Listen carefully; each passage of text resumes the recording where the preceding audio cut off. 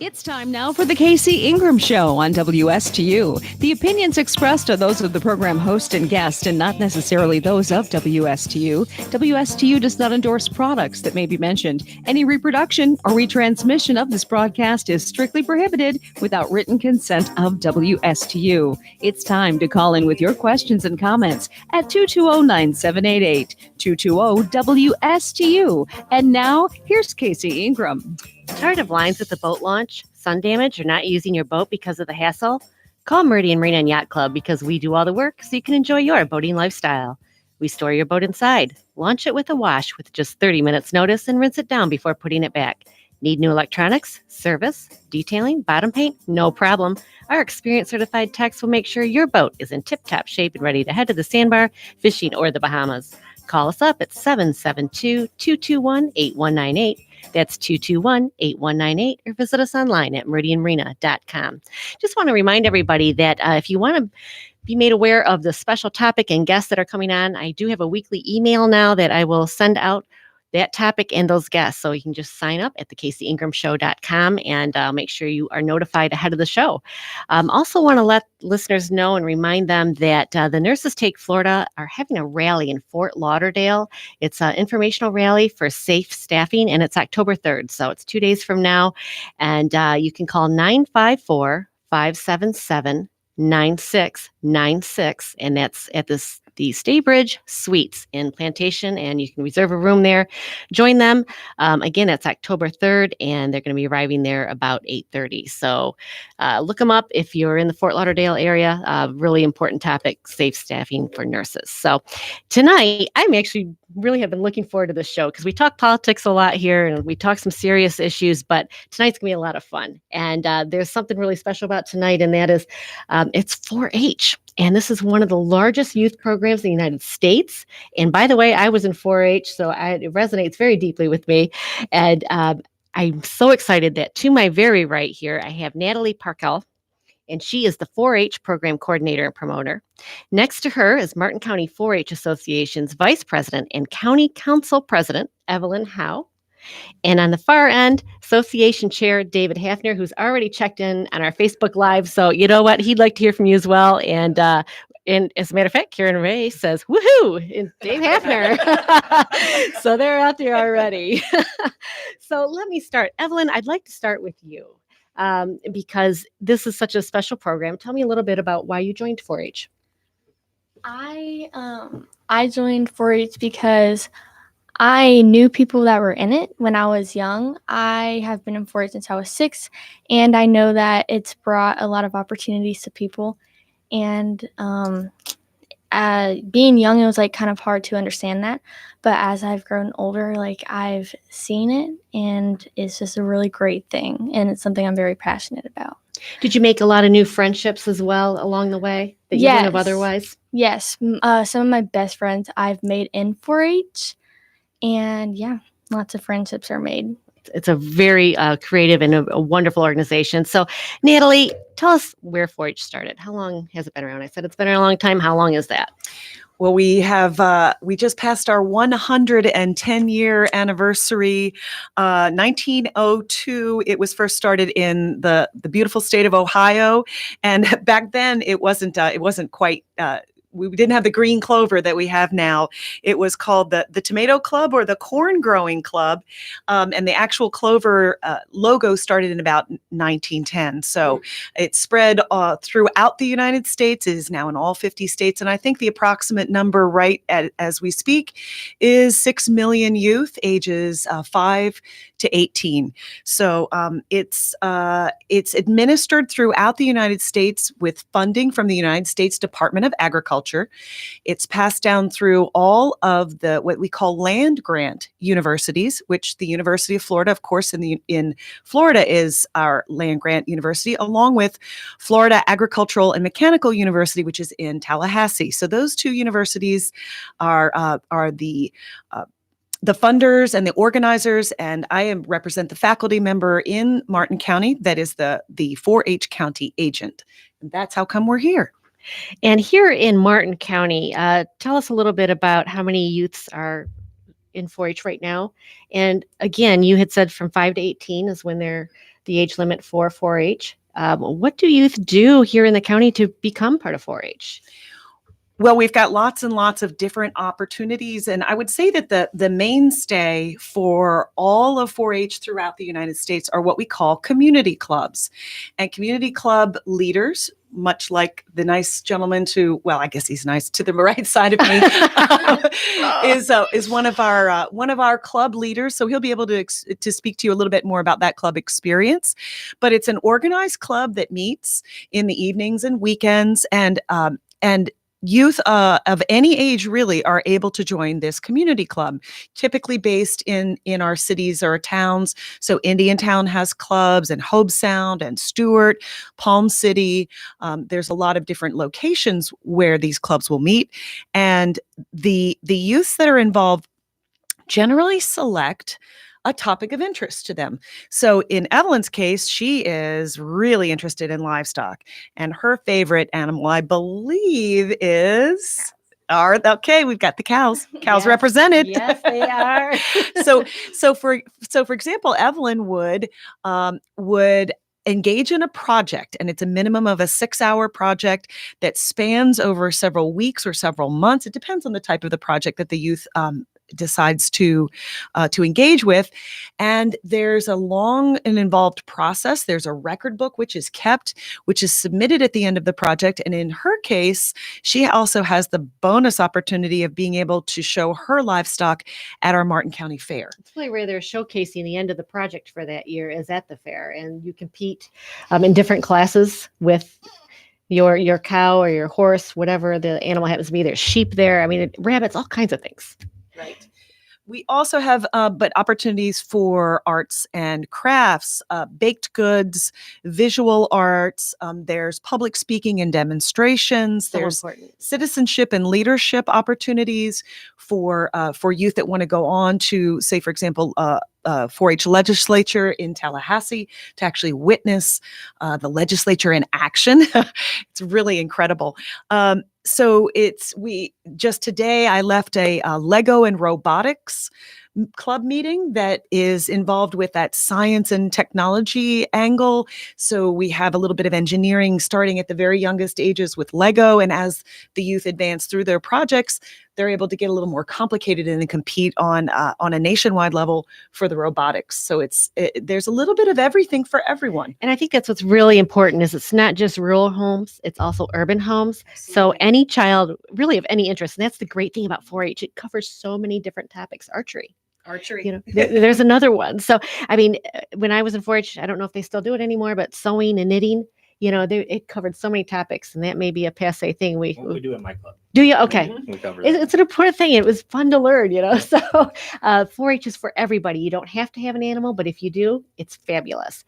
And Dave, tell us a little bit about why you're involved. You're a 4-H leader, and I think really that's the backbone of 4-H because you are providing the knowledge and sharing that with the kids. Sure. I was in Martin County 4-H myself few years ago, and I was in an equine club back then. I grew up my family had horses, so I was just equine only. I didn't really know much about other kinds of livestock, so I stuck with the equine club. And after I graduated high school, I actually stayed on for 2 more years because I didn't have enough. So I stayed on as a junior leader for 2 more years, and then once I had my own children, I wanted them to be in 4-H because I know that 4-H is growing our future leaders. I know Stacy Hetherington, our county commissioner, was in 4-H, pretty positive. Also, Commissioner Jenkins was in 4-H. So there's no doubt in my mind that our 4-H program is growing future leaders like Evelyn over here. It certainly does grow future leaders, and it's from all over the nation. That's the neat thing about 4-H. And I sit here tonight, so many of us right here in this room have been in 4-H. So it's a fabulous program. And I have to say, Julie Roberts, she says, hi, Evelyn, and everybody here, and David. So we got some more watchers here. You have one graphic here. 4-H's are, and if Iggy can put it up, 4 times more likely to give back to their communities, 2 times more likely to make healthier choices, and 2 times more likely to participate in STEM activities. How did those statistics come about, and why is 4-H different from other programs? Well, that actually is a graphic that has been released from a very, very long longitudinal study with Tufts University.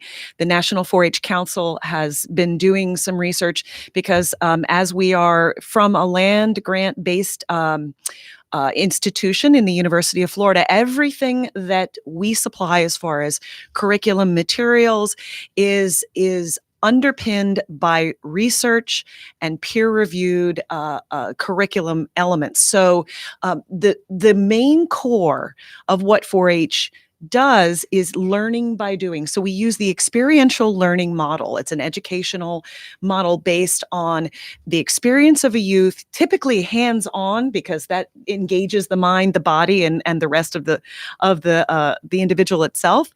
And the idea is that you engage in an activity, you process that activity, you reflect back what has happened thus far, you make adjustments to that particular activity, and it's a cyclical method of educating youth, as opposed to sitting down and passively receiving information, as unfortunately much of our educational institutions do. Right. So 4-H is really based on that learning by doing. And one of the major premises of 4-H is giving back to the community. So community service is a mandated portion of all of the community clubs. Now, we also have something called, we have special interest clubs. And we, for just example, this past year had a service learning club that was based out of our 10th Street Community Center in East Stewart. And that group of young people came together to solve a problem in their community. And their community service learning project was to identify locations of wild feral cats in their neighborhood, set out baited traps, capture them, take them to the Humane Society for spaying and neutering, and then releasing them back into the community, because research has shown that was a way of minimizing the population of the wild animals. Right. So through a 7-month process, these youth were engaged in a specific activity that was to better their community in giving back to service. So the 2 times more likely to make healthier choices, one of the 3 pillars of 4-H is healthy living. So we focus a whole lot of what we talk about on making good, positive choices for whether it be what we ingest or what unhealthy behaviors we don't engage in. Right. Absolutely. And that's the one thing about 4-H is it covers pretty much every topic. And that's what's so unique and special about it. And any child definitely can participate in some form or another. What do the 4-H's stand for? Evelyn. The 4-H's stand for hands, head, heart, and I can never remember health. I can never remember that one. Nothing like putting you on the spot. I know, it's a tough one. As a matter of fact, there is a 4-H pledge, and I think we can all recite it together. You start us out, Evelyn. I pledge my head to clearer thinking, my heart to greater loyalty, my hands to larger service, my health to better living, for my club, my community, my country, and my world. That's a pledge I learned years ago. I don't quite remember it perfectly, but it stays with you. It really does, but it really says what 4-H is about. So, and it's a pledge that hasn't changed in all these years, and it's exactly what you said. Head, heart, hands, and health. So, Dave, I want to talk a little bit more, because here in Martin County, again, it's so important that we have 4-H leaders. Mm-hmm. So tonight, tell me if somebody's thinking about being a 4-H leader. And for example, I had my little dog on my lap today. I would love to have a 4-H dog obedience leader. So there's somebody out there in dogs that says, boy, I could really share with children my knowledge of dogs. What is involved for a 4-H leader? How much time do they have to, commit? And Sure. Tell us a little bit about that.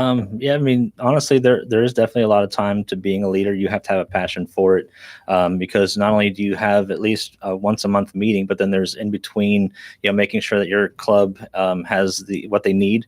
In each child in your club is going to have a different project. So you need to be able to facilitate each one of those. I have kids that are showing pigs, showing cows, showing chickens, some that are doing art. And so you have to be kind of know a little bit about a lot and be willing to learn. You also got to be willing to bend, because these kids, when you run a 4-H club, you are I'm the leader, but it's not my club, it's the kids club. So that we actually will have a president, vice president, secretary, treasurer of the club, and those people will actually run the meetings. I will sit down with the president. All right, this is what we're going to go over in this month's meeting. I want you to be prepared, and they run it. I stand to the sides, and I'll give the announcements at the end. But it's the club that runs the meeting. It's the children. It's their club. So it's their ideas, and so it's, as a club leader, you have to be ready to facilitate what the children want. And that's very interesting too, the 4-H meetings. It adds decorum. It teaches the children decorum and handling meetings, and it teaches them a whole process about opening up. I mean, you open up with a pledge. I think you even have a gavel, right? Yes, we do. Robert's Rules of Order is what it's based on. There you go. And it's so important. So I think that 4-Hers, I won't say who, but I go to Tallahassee fairly often. And one of the legislative aides up there, she said, you really can tell when the 4-Hers come to Tallahassee. It's please and thank you. They hold doors, and they're so incredibly polite. And she said it makes such a difference from other groups that they see come through there, that 4-H children really stand out of all ages. So it's part of helping your community, and holding doors, saying please and thank you is all part of that. So really huge. Now, Dave, back to the 4-H club. Do you have other leaders with you, or you are the only leader in the club? I am the leader. I do have a co-leader. So if I'm not able to be there, or if I need assistance, my co-leader she'll step right up. She's great. Usually I kind of will provide the meat and potatoes of the meeting. She does the fun activities of the meeting, which is really helpful. Or if we have a special event, like we're planning for the Indian Town Christmas Parade, our club always has a float. So she is the float chair. So she'll handle making sure that our float is done. And so yeah, I definitely have some help. And then also in my club, of course, we have people with titles. We're background screened and all that. Me and the co-leader. But then I have the parents in my club, and I'm sure other clubs. We require the parents to be involved too. They're there, and I expect them to help out when needed, and they do. I have a great group, because I know we have a couple larger clubs. I have one of the larger clubs in our county, and there's no way I can manage. Handle I think everything. I'm closing on 30 kids in my club, and wonderful. There's no way I could do it without the help of the parents. That's for sure. So Natalie, if somebody's out there, let's hypothetically say somebody said, I do want to be a dog obedience leader. Do they have to start their own club, or can they join up with somebody's? How will that work? So the very first thing to do is to contact me, because that is my main function, is to help facilitate the volunteer adults. And the University of Florida is very, very committed to youth protection. And so when David mentioned, we do level 2 background screen all of our adult leaders. So there is definitely a process, and you're onboarded, you're trained, and then yes, it could be that there's an interest of that particular adult that drives the formation of a club, but it also is sometimes the energy of a group of youth. So for example, I've got a group of kids that are interested in drones technology right now, but what we're trying to do is basically figure out, okay, so who could we then bring in as that specialist, as that youth guide, someone who's got a little bit of time and willingness to go through the process that the university does require. So it's, but once you're in that, and you kind of get over that paperwork hurdle, which is every institution has those things. Then there's lots and lots of curriculum that's available. And so David, I would say for the most part, his club does focus on that livestock and that animal piece. But we have, we've had calls for things like water ambassadors. So kids that are really, really involved in the water issues that are happening in our environment right now. We've had calls for a fishing club. We've had calls for a sailing club. So if there's, it could be just an adult that goes, you know what, I want to give back to my community. I've got some time, or maybe I'm retired, or maybe I have an interest or a passion that I was a specialty that I engaged in when I was right. When you were actively working or at another time in your life, it would be an opportunity to engage in the kids. And basically the minimum required for a 4-H club is 6 hours of a project, that intensive educational time. So I would guess in any 1 year given period, somebody has 6 hours that they could help facilitate a youth's project development. And that's what I was going to say too. There's so many different areas for kids to be involved in. Some are very labor intensive. For example, if you do have cattle, you need to take care of them every day, 7 days a week. But if you're gardening, that's a little less so. It's a season, or sewing might be just when you pick up the sewing needle. So there's just different, or art, just when you're drawing.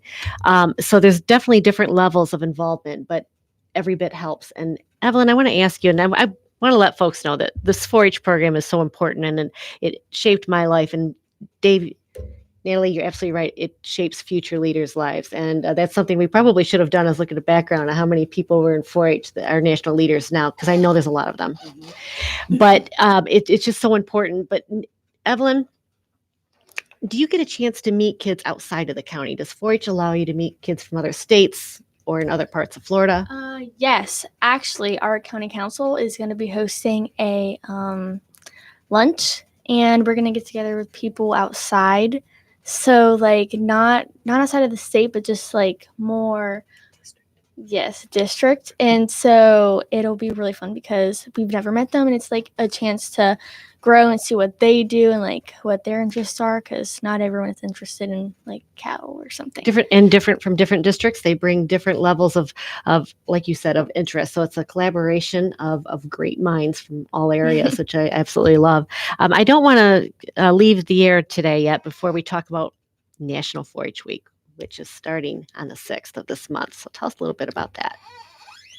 National 4-H Week is the annual celebration of all things 4-H. And I believe, Mr. Hafner, were you able to go in front of the Indiantown, the village of Indiantown? That has been postponed. It will be next week, but it has been postponed. Okay, so we have a proclamation that we bring to the village of Indiantown and to the city of Stuart. And they agreed to proclaim the week from October 6th through the 13th, or the 12th rather, as National 4-H Week. And that is where there are activities all around. And it just is a way of promoting and celebrating and bringing awareness to this opportunity, which, you may or may not have ever heard of before. So we're hoping to promote that within our county. And also as you spread out your wings and you realize how much is involved with 4-H, when you start to engage in either a regional, state, or a national audience, this is one of the ways through the National 4-H Week to learn the diversity and the acceptance and the inclusion that 4-H also allows, because there is literally no one at all, regardless of shape, size, ability, that cannot participate in our organization. It is an equal opportunity institution. And the kids will accept every one of them too. The older ones bring up the younger ones. They're all included. They're all the same. It's community. It's helping each other once again. Yeah, and, stand up. 4-H is such a special program that I'm going to have more shows as it gets closer to the fair, because I'd like to have some of the kids come in here and talk about the projects, because you guys work really hard all year long. And, people don't realize that. And it's wonderful. You get a week to showcase that. But that work starts the minute fair ends again. So if anybody's looking to join a 4-H club, you said contact you, but how do they contact you? And where is there a list of clubs somewhere that they can look at?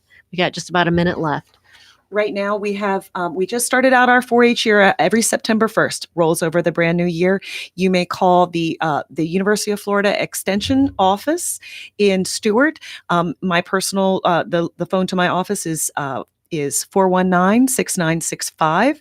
And you are welcome to ask. We would have to ask a couple of just basic questions from the parents if they were interested in bringing their kids on, and also being able to match them up with with the leaders that have the projects that they might be interested in. So. Perfect. And the clubs, again, that's also there, same place. So. Yes. Perfect. Again, this is National 4-H Week coming up October 6th through 12th. I have Natalie Parkell. Right to my right, I have Evelyn Howe. She is our 4-H. I'm going to call you a 4-H ambassador, but you have a lot of titles. And David Hafner, 4-H leader and 4-H club leader as well. So appreciate the three of you coming in today. 4-H is a very special program that is unlike any other. I can't think of another youth program that mirrors 4-H and is as encompassing for all kids as 4-H is. So if you have some children at home and they're looking for something to do, check out 4-H. There are so many different activities, and the new fairgrounds that's going to be going out by Indiantown, that's going to be very special for 4-H, for the equestrian, the archery. I mean, there's going to be so much happening out there that it's going to be a bigger and better event, and we have more space. We're excited. Yes. Everybody is very excited about the new fairgrounds. So very good. Appreciate you all joining us, and gotta have the Martin County Minute here coming up.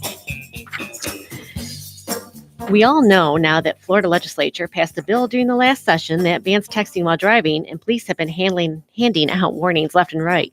The warnings will end, however, when the new year begins. Today, another much less publicized provision of that law goes into effect.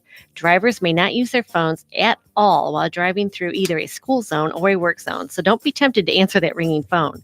Fines are between $30 and $60, but you'll also get 6 points off your license.